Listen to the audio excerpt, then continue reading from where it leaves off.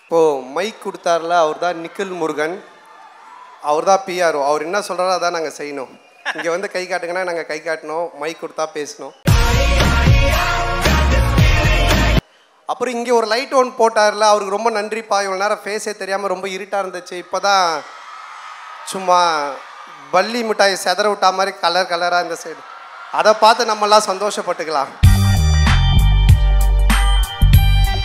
Imman sir பார்த்தீங்கல்ல, second year college student மாதிரி வந்திருக்காரு. எனக்கு தெரிஞ்சு ஹரியர் எதனா எழுத போகிறாரான்னு தெரில. என்ன சார் M1 M2 என்ன ஹரியர் சார் இது? அண்டு டைரக்டர் காலேஜில் நீங்கள் அவர் ஃபஸ்ட்டு வந்து பேசுனதை பார்த்தீங்கன்னா மாக்காப்பாவை தாண்டி ஆங்கர் பண்ணுற மாதிரி பேசிகிட்டு இருந்தார். நானே பயந்துட்டேன் இது அப்படின்னு. அவர் வந்து இந்தியா பாகிஸ்தான் படம் பண்ணியிருக்காரு, அந்த படத்தினுடைய டைரக்டரு.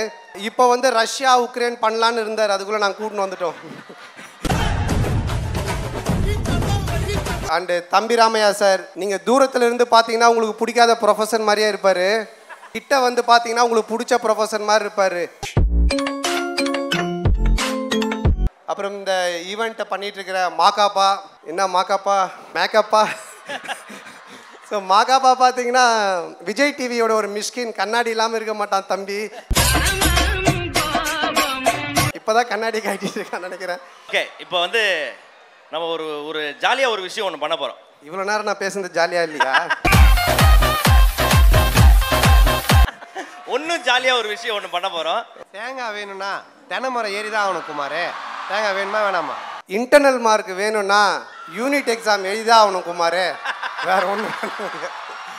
தலைவர் திமிங்கலம் தான் முறை பொண்ணும் மொட்டை மாடியில் காய வச்ச வத்தலும் ஒன்று, எப்போ எவன் தூக்கிட்டு போவானே தெரியாது.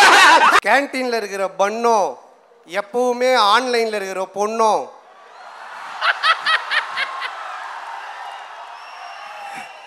எப்போ எவன் ஹட்டு கேஃபேக்கு தூக்கின்னு போவானே தெரியாது.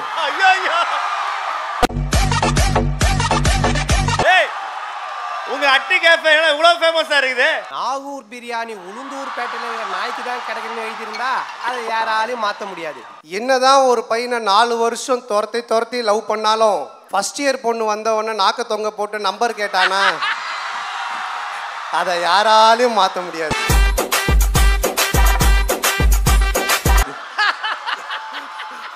நண்பன்ல ஏதுமா நல்ல நண்பன் கெட்ட நண்பன்? நண்பன்னாலே நல்லவன் தான்.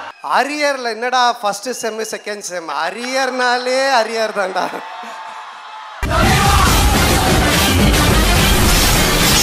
ஊர்ல 10-15 ஃப்ரெண்டு வச்சிருக்கலாம், சந்தோஷமா இருக்கான்.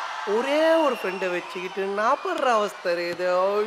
நான் வந்து ஒரு பாலிடெக்னிக் ஸ்டூடெண்ட்டு, ஒரு குட்டி இன்ஜினியர்னு சொல்லலாம். நானும் எலக்ட்ரானிக்ஸ் அண்ட் கம்யூனிகேஷன் படித்தேன். அப்போ அந்த மாதிரி இருந்துச்சு, அதை வச்சு நான் சொல்கிறேன். இப்போவும் அப்படி இருக்கான்னு தெரியல. 10-15 பொண்ணு இருக்கிற கம்ப்யூட்டர் சயின்ஸ் டிபார்ட்மெண்ட் எல்லாம் சந்தோஷமாக இருக்கிறான்.